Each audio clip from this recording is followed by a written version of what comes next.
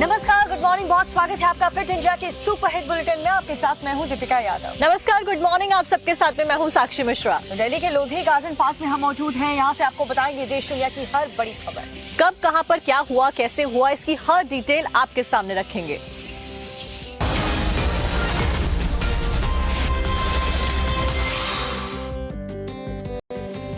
और शुरुआत करते हैं फिट इंडिया बुलेटिन की बड़ी खबर के साथ में। अमेठी से एक खबर, जहां पर दलित परिवार का हत्याकांड हुआ था। शिक्षक के पूरे परिवार को गोली मार दी गई थी और उसी बीच में आरोपी चंदन वर्मा का एनकाउंटर किया गया है। आपको बता दें कि पुलिस की पिस्टल लेकर वो भाग रहा था। फायरिंग करने की उसने कोशिश करी थी। इसी दौरान उसके पैर में गोली लगी है। तो ये बड़ी खबर अमेठी हत्याकांड से जुड़ी। दरअसल अमेठी के शिक्षक और उसके परिवार की हत्या के मामले में गिरफ्तार चंदन वर्मा को पुलिस हत्याकांड में इस्तेमाल किए गए हथियार की बरामदगी के लिए ले जा रही थी।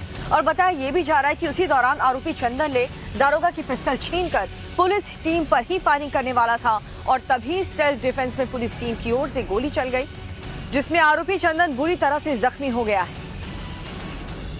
3/10/2024 को थाना शिवरतनगंज के ग्राम अभरुआ भवानी में 4 व्यक्तियों की गोली मारकर हत्या कर दी गई थी। इसके मुख्य अभियुक्त चंदन वर्मा को दिनांक 4/10/2024 को गिरफ्तार किया गया था। अभियुक्त से की गई पूछताछ के आधार पर हत्या में प्रयुक्त पिस्टल की बरामदगी पुलिस आज उसको लेकर गई थी। इसी के दौरान उसके द्वारा उप निरीक्षक मदन कुमार से पिस्टल छीनकर पुलिस पार्टी पर जान से मारने की नीयत से हमला किया गया। और इस बीच एक और बहुत बड़ी खबर आपको छत्तीसगढ़ के दंतेवाड़ा से बताने जा रहे हैं, जहां पर नक्सलियों के साथ मुठभेड़ हुई है, जिसमें पुलिस की टीम ने 32 नक्सलियों को मार गिराया है। इस पूरे मामले को लेकर मुख्यमंत्री विष्णुदेव साय ने गृह मंत्री अमित शाह के साथ में फोन पर बातचीत भी की है और ये बताया है। विष्णुदेव साय ने कहा कि प्रदेश से नक्सलवाद का खात्मा ही हमारा लक्ष्य है। आपको ये भी बता दें कि नक्सलवाद के खात्मे और नक्सलवाद प्रभावित क्षेत्रों में विकास कार्यों की गति तेज करने को लेकर 7 अक्टूबर को नई दिल्ली में केंद्रीय गृह मंत्री अमित शाह की अध्यक्षता में नक्सल प्रभावित राज्यों के मुख्यमंत्रियों और गृह मंत्री के बीच में उच्च स्तरीय बैठक भी हुई थी। फिलहाल ये बड़ी जानकारी, छत्तीसगढ़ से दंतेवाड़ा में 32 नक्सलियों को मारा गया है। सीएम विष्णुदेव साय ने गृह मंत्री से फोन पर बातचीत भी इस पूरे मामले को लेकर की है।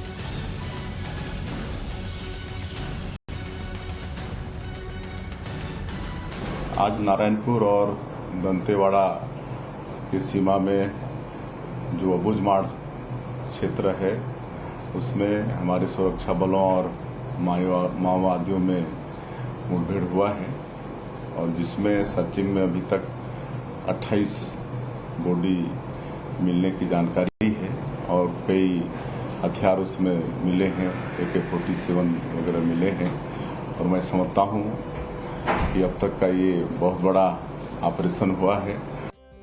इस बड़ी खबर का रुख करते हैं महाराष्ट्र से। प्रधानमंत्री नरेंद्र मोदी आज महाराष्ट्र के दौरे पर रहने वाले हैं। कई सारी परियोजनाओं की सौगात लेकर आज वो महाराष्ट्र पहुंच रहे हैं, जहां पर शिलान्यास और उद्घाटन कई सारी परियोजनाओं का पीएम नरेंद्र मोदी के द्वारा किया जाएगा। यहाँ वाशी में पीएम मोदी के कई कार्यक्रम आज होने हैं। थाने में विकास कार्यक्रम में शामिल होंगे प्रधानमंत्री मोदी। इस वक्त की बड़ी खबर आपको बता रहे हैं, 9.5 करोड़ से ज्यादा किसानों को फायदा इससे होने वाला है। वाशी में पीएम से कई कार्यक्रम आज होने वाले हैं। बंजारा विरासत म्यूजियम का लोकार्पण आज प्रधानमंत्री नरेंद्र मोदी करेंगे। पीएम मोदी आज महाराष्ट्र के दौरे पर। तो देखिए, एक तरफ जहां आज चुनाव हो रहे हैं, वहीं दूसरी तरफ प्रधानमंत्री नरेंद्र मोदी का महाराष्ट्र का दौरा। किसान योजना की 18वीं किस्त पीएम के द्वारा जारी की जाएगी। इस किस्त के जारी करने से जो किसान हैं, 9 करोड़ 40 लाख से ज्यादा किसानों को सीधा फायदा होगा। वाशिम में पीएम नरेंद्र मोदी कार्यक्रम में हिस्सा लेंगे, जनता को संबोधित करने वाले हैं। उनके संबोधन में क्या कुछ खास रहता है, देखना महत्वपूर्ण होगा, क्योंकि किसानों के लिए बड़ी सौगात। और जाहिर तौर पर जिन जातियों का जिक्र प्रधानमंत्री नरेंद्र मोदी शुरुआती दौर से करते आए हैं, जिसमें गरीब, युवा, किसान, अन्नदाता और नारी शामिल है, उसी किसान के लिए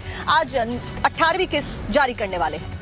और ब्रेक के बाद एक बार फिर से आप सभी का स्वागत है। अगली खबर आपको दिखाने जा रहे हैं जम्मू कश्मीर के कटरा से। ऐसी तस्वीर जहां पर आप देखेंगे कि बीच सड़क पर कैसे जो बस है वो पूरी तरह से जल गई। जब ये पूरा हादसा हुआ, उस दौरान बस में 30 से ज्यादा यात्री सवार थे। हालांकि ड्राइवर ने समय रहते सभी को बाहर निकाल लिया। आपको रिपोर्ट में दिखाते हैं।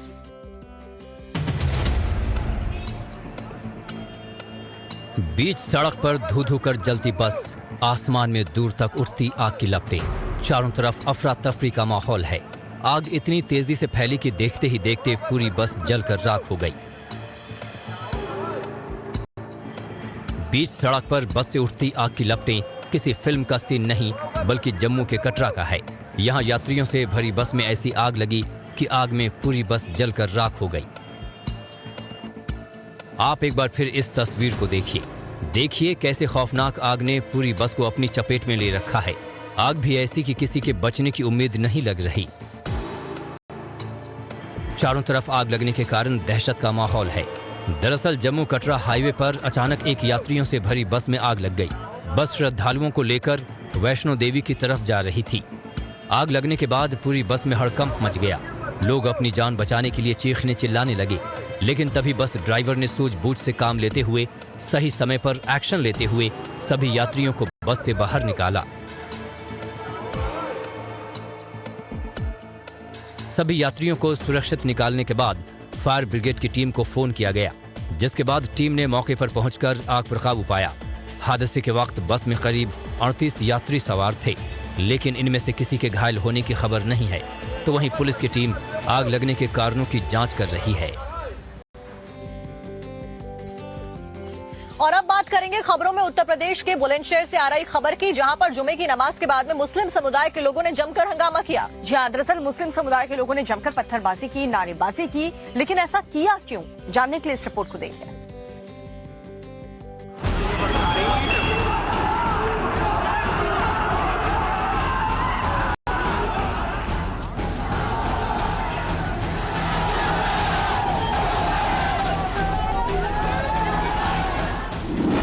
सड़क पर ईंट पत्थर के टुकड़े पड़े हैं।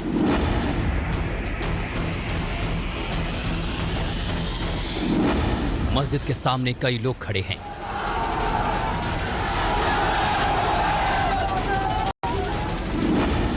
नारेबाजी कर रहे लोग कार्रवाई की मांग पर अड़े हैं।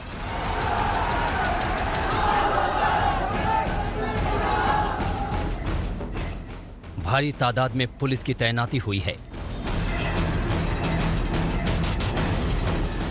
सड़क पर उतरे लोगों से घर जाने की अपील की जा रही है। सारे लोग अपने अपने घरों को जाएं और अपना काम धंधा करें। ये सारे लोग जो मोहल्लाई हो रहे हैं, गलियों में इकट्ठा हो रहे हैं, सब लोग अपने अपने घरों को जाएं। कहीं कोई समस्या नहीं है, आप लोग अपने अपने घरों को जाएं। ये तस्वीरें बुलंदशहर की हैं, जहां जुमे की नमाज के बाद मुस्लिम समुदाय के लोगों ने जमकर हंगामा किया, नारेबाजी की और जमकर पत्थर बरसाए। देखा आपने कैसे शहर की गलियों को कुरुक्षेत्र बना दिया गया। झुंड में निकले लोगों ने जमकर पत्थर बरसाए और तोड़फोड़ की। सवाल है क्यों? तो खबर यह है कि यति नरसिंहानंद सरस्वती के बयान के खिलाफ इन लोगों की नाराजगी है। बताया जा रहा है कि यति नरसिंहानंद सरस्वती ने धार्मिक भावनाओं को ठेस पहुंचाया, जिसको लेकर मुस्लिम समुदाय सड़क पर उतरा और जमकर तोड़फोड़ की। नाराज लोगों ने पुलिस और पीएसी पर पथराव किए। गद्दीवाड़ा इलाके में जुमे की नमाज के बाद हड़कंप मच गया। लोग नारेबाजी करने लगे। नारेबाजी की सूचना पर पुलिस टीम मौके पर पहुंची। पुलिस टीम ने समझाने बुझाने की कोशिश की, लेकिन थोड़ी ही देर में पुलिस पर ही पथराव शुरू हो गया। शाम में यहाँ पे कुछ लोग इकट्ठे होकर पथराव किए हैं। इस संबंध में थाने पर 2 मुकदमा पंजीकृत किया गया है और अब तक कुल 8 लोगों को हिरासत में लिया गया है। जो व्यक्ति भी माहौल खराब करने की कोशिश करेगा उसके विरुद्ध कठोर कार्रवाई सुनिश्चित की जाएगी। पथराव की सूचना पर पीएसी पर टीम भेजी गई, लेकिन पीएसी पर भी पथराव किया गया। बताया जा रहा है कि इस घटना में 8 लोगों को हिरासत में लिया गया है। सीधा रुख करेंगे बड़ी खबर का। बड़ी खबर जयपुर से। जयपुर में 2 पक्षों के बीच में पथराव की जानकारी मिल रही है। 2 पक्षों के बीच में जमकर हंगामा हुआ है। पुलिस ने फिलहाल इलाके में शांति बनाई हुई है, लेकिन पूरी घटना ये रामगंज इलाके की बताई जा रही है। मौके पर पथराव की खबर मिल रही है, पुलिस भी मौके पर पहुंचती है। फिलहाल इस इलाके में शांति बनी हुई है। राजस्थान की जयपुर की यह खबर है, जहां पर 2 पक्ष आपस में भिड़ गए, टकराव हुआ। रामगंज इलाके में जमकर के बवाल होता रहा, पत्थरबाजी भी शुरू हुई। पुलिस मौके पर पहुंचती है। हालांकि अभी जो जानकारी मिल रही है वो ये कि पूरे इलाके में शांति।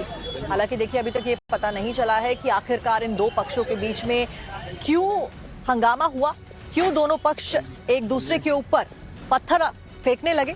फिलहाल इसी को लेकर पुलिस पूरे मामले की जांच पड़ताल कर रही है। पूरे इलाके में शांति बनाए हुए पुलिस नजर आ रही है। जामनगर में गरबा खेला गया और उस गरबे के दौरान अंगारों पर यहाँ पर खेलते हुए लोग नजर आए और नाचते हुए नजर आए, लेकिन ऐसा करना बहुत ज्यादा खतरनाक हो सकता है। आप ऐसा बिल्कुल मत करिएगा। जी हाँ, सूरत से एक बड़ी खबर आपको बताते हैं, जहां पर गुजरात में सूरत में कर्मचारियों का एक अनोखा विरोध प्रदर्शन देखने को मिला।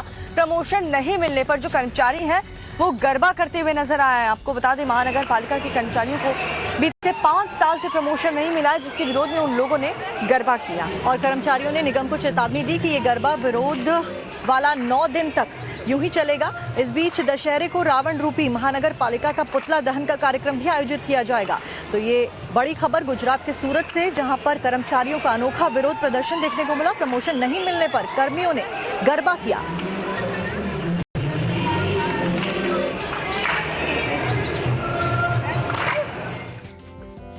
खबर पश्चिम बंगाल से, जहां पर की गरबा पूजा की जाती है और इस बीच दुर्गा पूजा जो की जाती है, दुर्गा पूजा विश्व प्रसिद्ध होती है, लेकिन उसमें क्या कुछ ऐसा हुआ खास आपको बताएंगे। जी आपको बताते हैं, कोलकाता के दमदम पार्क में एक ऐसा ही खास पंडाल बनाया गया जिसकी थीम पहाड़ों पर होने वाले कंस्ट्रक्शन और उससे हो रहे लैंडस्लाइड को दर्शाती है। मुझे स्टैंड तरुण संघ के उस पूजा पंडाल में पहुंचे हैं, जहां पर ये दिखाने की कोशिश की जा रही है कि पहाड़ों में और पहाड़ी इलाकों में किस तरह से हाइडल पार्क प्रोजेक्ट किया जा रहा है, डैम्स बनाए जा रहे हैं, पानी को रोकने की कोशिश की जा रही है। लेकिन उसके चलते जो है, जिस तरह नेचुरल कैलामिटीज होती है, वहां पे लैंडस्लिप होता है, लैंडस्लाइड होता है और साथ ही कई लोगों की जान भी चली जाती है। यहाँ पर आप देखिए किस तरह से पूरी पहाड़ी में घर बनाते हुए दिखाई दे रहे हैं कि यहाँ पर इतने घर है, एक छोटी सी पहाड़ी है लेकिन घरों की संख्या काफी ज्यादा है। ऐसे में जब धीरे धीरे ये पहाड़ उस कैपेसिटी को नहीं ले पाता है, तब लैंडस्लाइड होती है। भूस्खलन की वजह से हमने देखा है किस तरह से लोगों की जान भी चली जाती है। तो देखिए हरियाणा चुनाव से जुड़ी हुई बड़ी खबर आप तक पहुंचा रहे हैं, जहां पर मतदान लगातार जारी है। 90 सीटों के ऊपर आज 1031 उम्मीदवारों की किस्मत पर दांव है और इस सब के बीच में हरियाणा के मौजूदा मुख्यमंत्री और पूर्व मुख्यमंत्री दोनों ने ही वोट कास्ट किया है और लोगों से ज्यादा बढ़ चढ़कर इस मतदान में हिस्सा लेने की अपील तमाम जो कैंडिडेट्स हैं, तमाम जो नेता हैं, पॉलिटिकल पार्टीज हैं, उनके द्वारा की जा रही है। और इस बीच विनेश फोगाट ये कहती हुई नजर आए कि महिलाओं की सुरक्षा के लिए वोट करें। 8 अक्टूबर को चुनाव के रिजल्ट सबके सामने होंगे, लेकिन इन सब के बीच अभी फिलहाल वोटिंग हो रही है, लोग बढ़ चढ़कर हिस्सा ले रहे हैं। हरियाणा की कुल 90 सीटों पर इस वक्त सुबह 7 बजे से ही वोटिंग जारी है। उम्मीदवार की अगर बात करें तो 1031 उम्मीदवारों की किस्मत आज दांव पर है। तो देखिए हरियाणा के चुनाव बेहद दिलचस्प हैं, क्योंकि एंटी इनकम्बेंसी फैक्टर जहां पर एक तरफ है, वहीं भारतीय जनता पार्टी और कांग्रेस दोनों के बीच में ही कांटे की टक्कर नजर आ रही है। कोई भी क्लियर कंपटीशन अभी तक नजर नहीं आ रहा है। इस सब के बीच में आज 90 सीटों के ऊपर मतदान हो रहे हैं। देखना दिलचस्प होगा कि कितने प्रतिशत मतदान होता है और कौन सी पॉलिटिकल पार्टी अपनी सरकार बनाने में कायम रहती है। क्या एक बार फिर से भारतीय जनता पार्टी अपनी सरकार बना पाती है राज्य में, डबल इंजन की सरकार एक बार फिर से बनती है विधानसभा चुनावों में, या फिर कांग्रेस इस बार जीत का परचम लहराती है। देखना बेहद दिलचस्प होगा। लेकिन फिलहाल मौजूदा वक्त में ज्यादा से ज्यादा लोग अपने घर से बाहर निकले।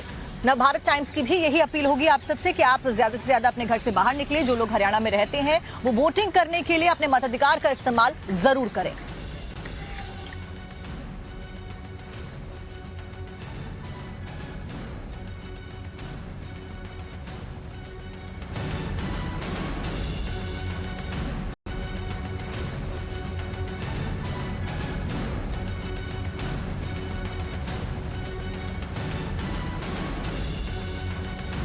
जारी है और ये तस्वीर हम आपको दिखा रहे हैं। लगातार जो दिग्गज हैं, आम जनता है, सभी के पोलिंग स्टेशन पर पहुंचने का जो सिलसिला है वो जारी है। लोग अपना वोट कास्ट करने के लिए पहुंच रहे हैं। हरियाणा में 20,632 पोलिंग बूथ इस मतदान को मद्देनजर बनाए गए हैं। अंबाला में मुख्यमंत्री नायब सैनी ने मतदान किया।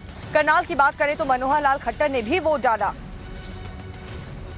सच्चाई ईमानदारी के साथ में जो काम करता है, महिलाओं के रक्षा के लिए जो काम करता है, उसके लिए हम वोट कर रहे हैं। और बेरोजगारी को जो दूर करेगा उस पार्टी के लिए हम वोट कर रहे हैं। और आप सबको पता है कि इस पार्टी की मैं बात कर रही हूँ।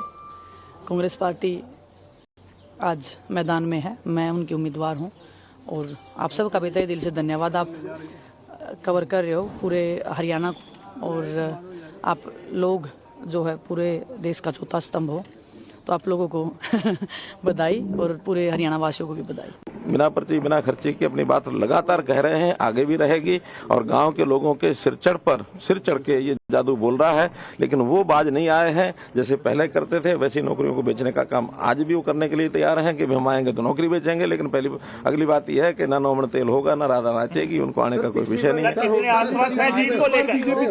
इस बार मैं समझता हूँ जो पहली बार 14 का जो हमारा रिजल्ट था उससे भी ज्यादा बढ़कर के आएगी, और मैं समझता हूँ 50 से ज्यादा सीटें। फिट इंडिया के सुपर हिट बुलेटिन में फिलहाल